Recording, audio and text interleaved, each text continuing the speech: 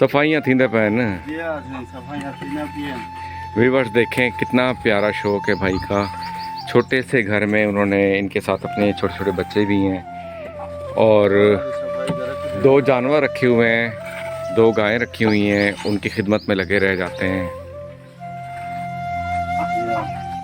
अस्सलाम वालेकुम। वालेकुम सलाम भाईजान क्या हाल है? ठीक ठाक ही वे।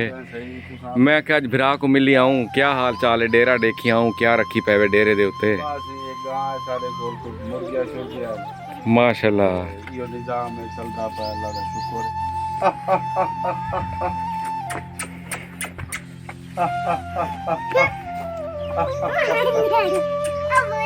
सारे को रखे ना मेरे दिया रखे ना अब पीछा दिया तू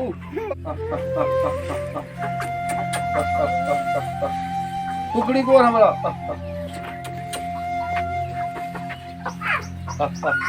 मुर्गी को हमला मैंने दिया ये जी सारे शौक के मोर माशाल्लाह बड़े प्यारे परिंदे हैं अपने, बहुत खूबसूरत इन परिंदे। गाइयाँ भी सोने लगे मैं कुडू हैं।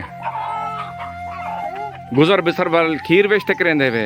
हाँ सी बात है खीर हों तक गफाने।